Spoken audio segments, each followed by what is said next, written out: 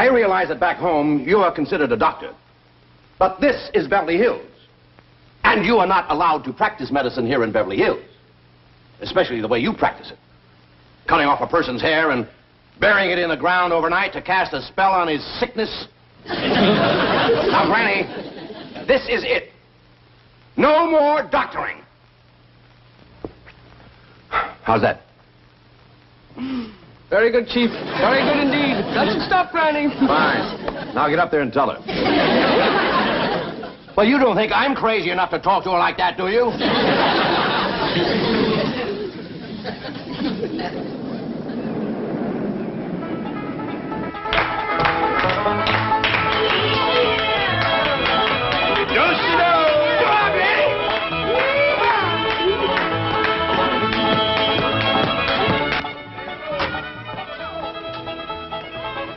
A square dance? At this hour of the morning?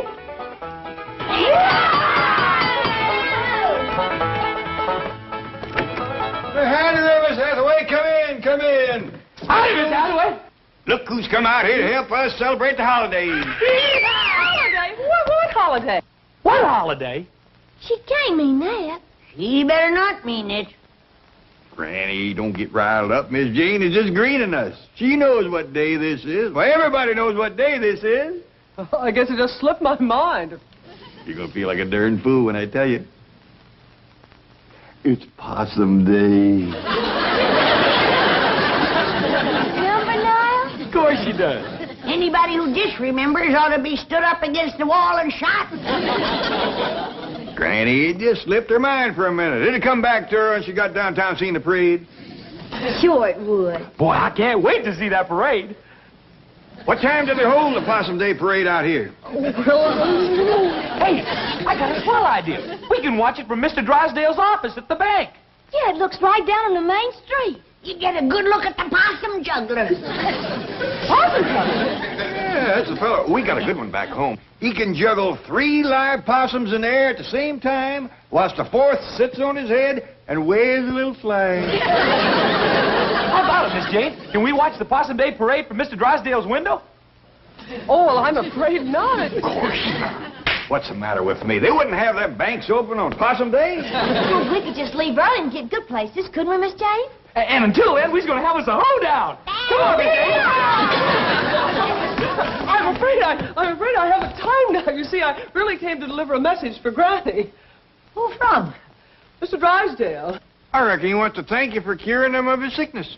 Well, it did take a heap out of me, Jed, throwing them spells. What's the message? Well, Mr. Drysdale says to tell you...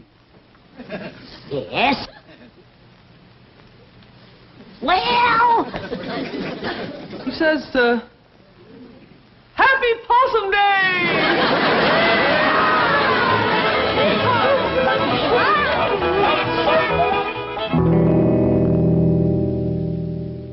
Roy, will you relax? What are you complaining about? She whacked off my hair, too, didn't she? But I am a doctor. Do you have any idea what I've been going through this morning? The lawnmower? Now remember your Hippocratic oath? I have a few oaths for you that Hippocrates never even heard of. If word gets out that my hair was snipped off, buried by a little hillbilly witch doctor to cast a spell on my sickness, do you think I'd have one patient left? Yes, I see what you mean. They'll all be going to her. Drysdale, I am going to the state medical board, and when they get through with that little woman, she won't be able to prescribe an aspirin for her own headache. Oh, Roy, will you relax? I've already taken care of that. You have? My exact words you heard this morning, this very morning, I said, Granny, this is it. No more doctoring. And what did she say? Well, I won't know till my secretary gets back. You sent your secretary to tell her that? Well, she's much more persuasive than I am. She knows how to handle them. So do I. Roy! Dr. Clyburn to you. Doctor, I appeal to you as a poor, helpless patient. You don't even appeal to me as a rich, helpless patient. If you make trouble for the Clampetts, I'll be facing major surgery. What major surgery? The removal of $35 million from my bank. Without an anesthetic. Here she is. Tell the doctor you gave Granny my message. No more doctoring, and she agreed. Well, you heard her. Now get back to your office and forget the whole thing. I want to hear exactly what you said to Granny. And what Granny said to you. Well, upon my arrival at the Clampett mansion, imagine my surprise to find them arrayed in their Sunday finery and having a square dance. "Look who's here to help us celebrate the holiday," exclaimed Mr. Clampett, happily. "What holiday?" I inquired, innocently. "Possum Day," he replied, earnestly. "Well, you..." Never mind the Tom Swift dialogue.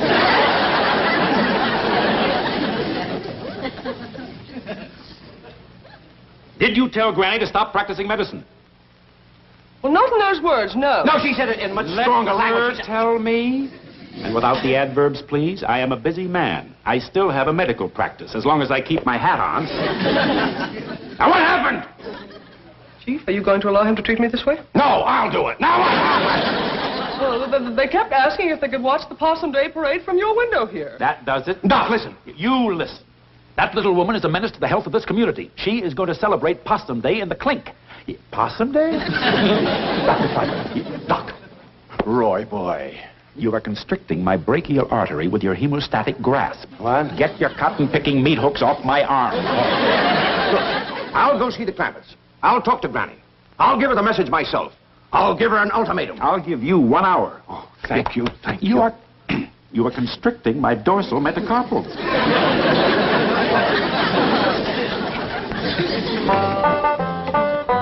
What all you got in here, Granny? Oh, just a few victuals to nibble at the parade. Any baked possum? Of course not. Don't you listen to him, Wendell. Jethro, you know it's against the law to eat possum on Possum Day. Oh, I was only spoofing, Uncle Jed. You know, maybe we don't need this little ladder at all. Find a good place to park the truck, and we could watch the whole parade right from the truck. I got a dandy place to park. Whereabouts, Jethro? Right smack dab in front of Mr. Drysdale's bank. Sure that's all right? Well, sure, Uncle Jed. A policeman, he gave me a ticket and said it was for parking there. Doggies, that was mighty friendly of you. I hope you thanked him proper. Sure did, Granny. Why, he said he was just giving me a $5 ticket this time, but next time he's going to give me a $10 ticket. Always remember that, Jethro. Folks appreciate politeness, especially in a young'un.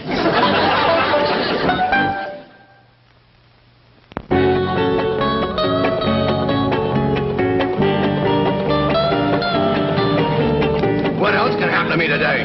Now, Chief, don't get so upset. Come on, faster, faster. Well, I reckon that's everything. Come on, let's get going. Oh, I'm so excited. This is the first time we ever watched a Possum Day parade in Beverly Hills. Yeah, I reckon they do it up proper out here. Oh, hey, Uncle Jed, shouldn't we bring along old Duke? I don't reckon that'd be such a good idea. What do you think, Granny? I don't think so. The way he's been eyeing old Wendell here.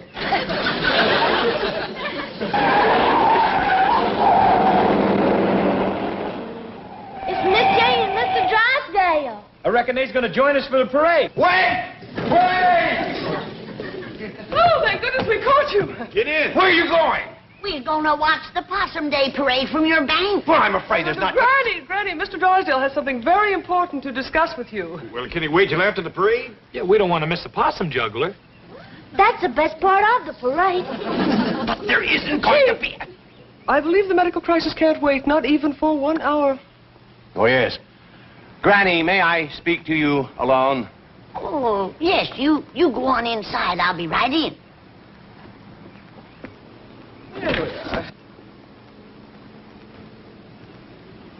It's Doctor, and he wants to talk to me about Edith. That's right, Granny. No wonder he didn't want to talk out here. We ain't gonna be late for the parade, are we?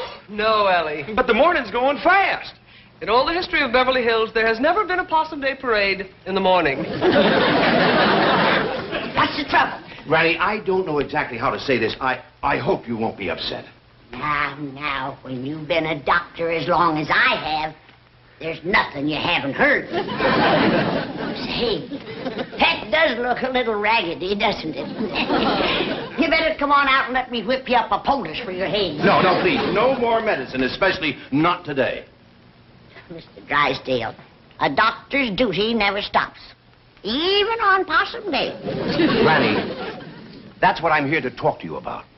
You see, cutting off a person's hair and burying it in the ground to cast a spell is not the approved method of practicing medicine here in Beverly Hills. I don't like it myself, but not having the proper medicine, I had to make do with old-timey ways. But I got enough for a poultice for you. No, Granny, I'm sorry. Well, you'd like to have your hair back, wouldn't you? Well, not after it's been in the ground overnight, no. I mean to grow back. Oh, it will. It'll probably take a month or so. Not if I make you one of my hair-growing poultices. Granny, that's what I'm trying to tell you. You cannot do that anymore. Not out here. I can't, huh? Jed! Come in here! Oh, please, don't go back home. Don't leave Beverly Hills. Work out something. Yeah, Granny? Remember I whacked off Jed's hair clear across the back there? Yes? Show him what my hair-growing poultice did for you, Jed.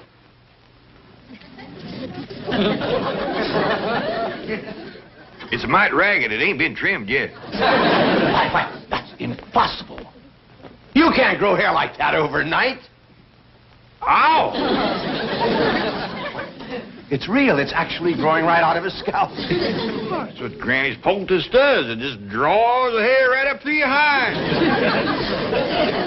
Kept yours on a mite too long, didn't you, Jed? Had Nora slept in it. It's a miracle. Come on. I'll whip you up one. Granny, how did you discover this hair-growing poultice? Oh, that goes way back to my great-great-great-granny. You see, in her day, they had considerable trouble with the Indians.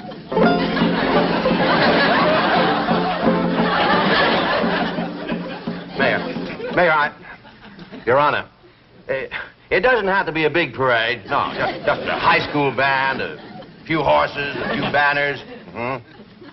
My secretary's looking for a possum juggler. He's a possum juggler.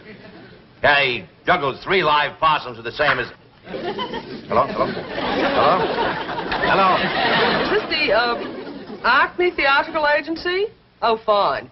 Well, we're looking for a possum juggler for a parade. You have a Clarence juggler.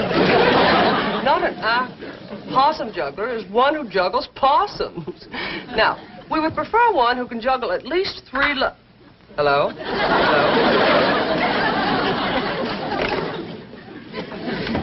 Oh, Dr. Clyburn. What a pleasant surprise. What's that? Oh, muscle spasm. That's what I meant by pleasant surprise. I was afraid I'd have to hobble all the way to your office. Don't do that. It might get worse. Here, let me see your foot. Oh. Don't do that. Oh, but Dr. Clyburn, I assure you, Mr. Drysdale is not in.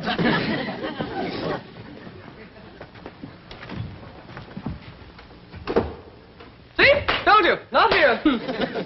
I wish I could stay out of my office. Have you any idea how it destroys the confidence of a patient to be examined by a doctor who keeps his hat on? Patient gets the feeling things aren't going well. The doctor's ready to skip out of town. Well, Dr. Clyburn, everyone knows you're the finest doctor in Beverly Hills. Now, don't try flattery on me. Now, what about Granny? Oh, that wasn't flattery. I didn't say it was. I just said don't try it. Now, what about Granny? Did Milburn speak to her? Absolutely. I drove him there myself. Did he lay down the law? Tell her no more doctoring? Or did he chicken out as usual? Oh, Mr. Drysdale is not one to chicken out. He has an excellent law record. Yes, I've heard it.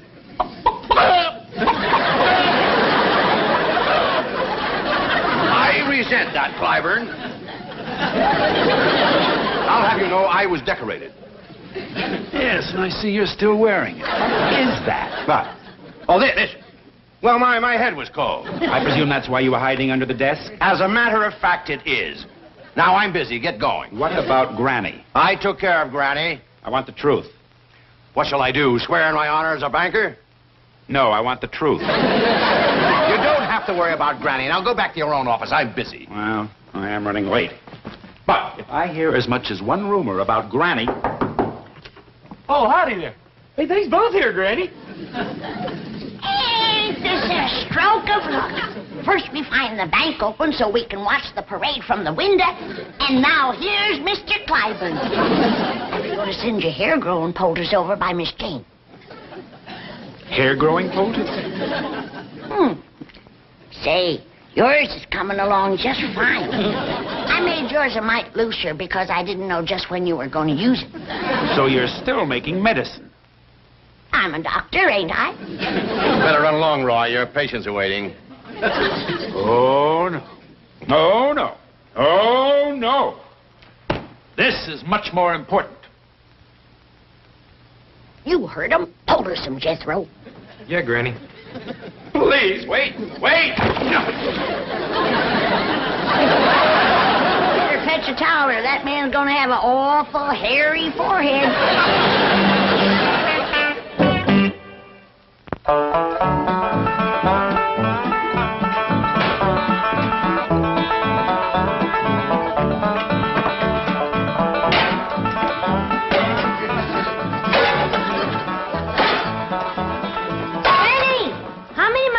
Take back home with me. None that you didn't bring with you. I don't want nothing around that's going to remind me of this miserable place.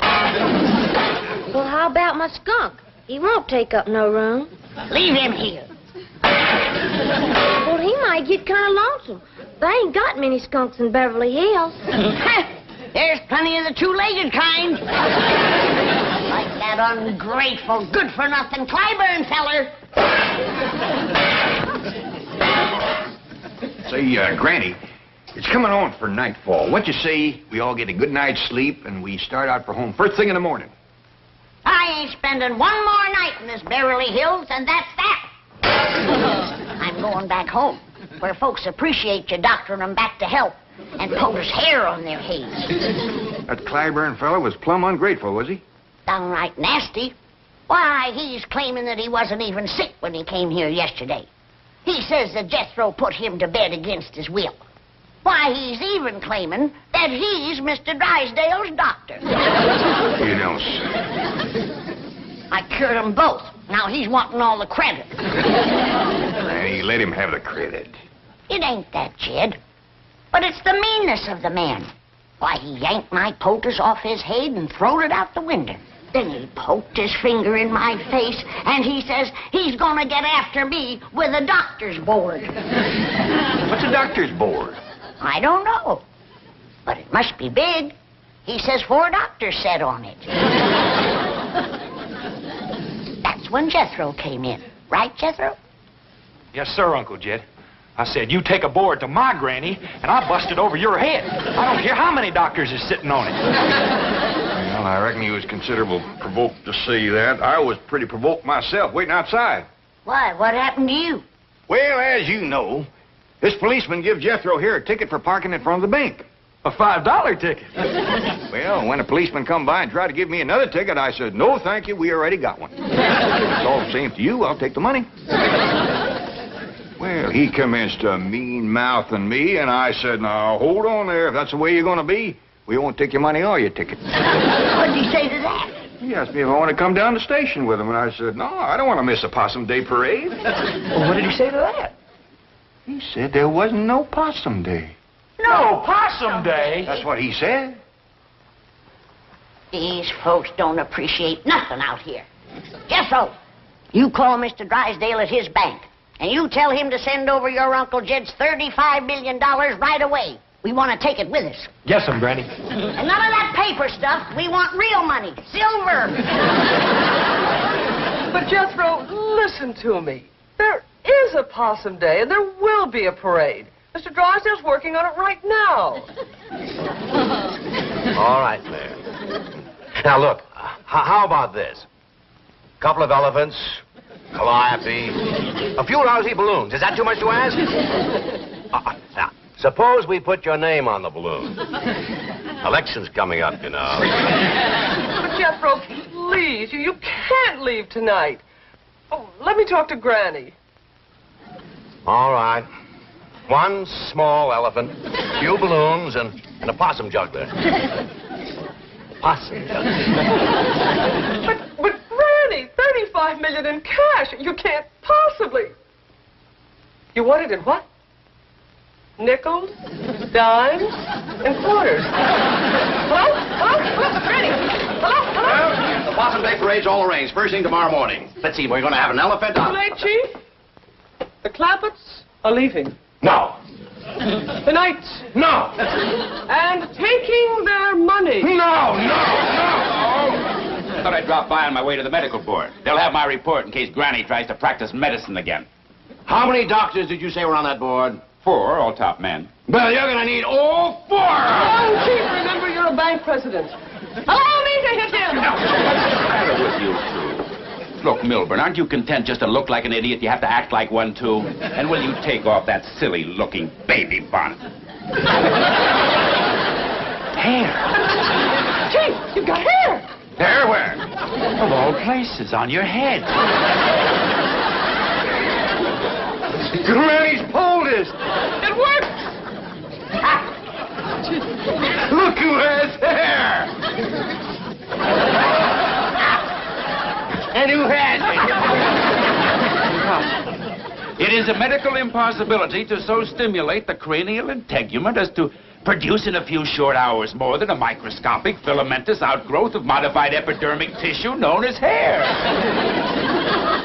She did it. That little hillbilly witch doctor did it. Go, Chief. Grab your coat and get your hat. There's still time to stop them. 8 years Harvard Medical School. 2 years internship. 20 years practice. 30 years of accumulated scientific knowledge. Right down the old tube. Now, wait! I'm going with you. I want a POTUS! I won't do it in that stack. Please, Granny, I need my hair. You can't refuse me. You're my doctor. Hey, Granny, guess what? They do have Possum Day out here. They just celebrate one day later than we do. Yeah, and they're going to have a parade tomorrow morning. And Mr. Drysdale and Miss Jane say we can all be in it. And them too. We might even let him in it. I played bass drum in the Harvard band. I was once a drum majorette. It would be a bit of a shame to have him march in the Possum Day parade looking like that. Yes, it would. All right. I'll make you a poultice and you can sleep in it tonight. Thank you.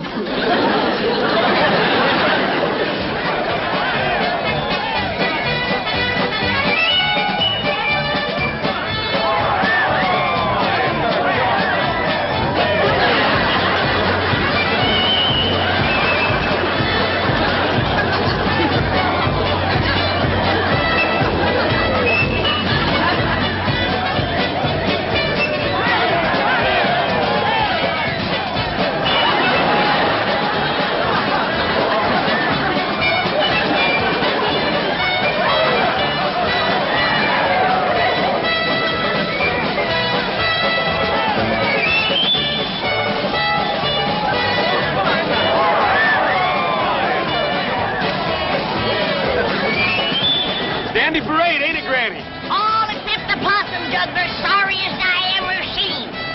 Well, she's doing the best she can.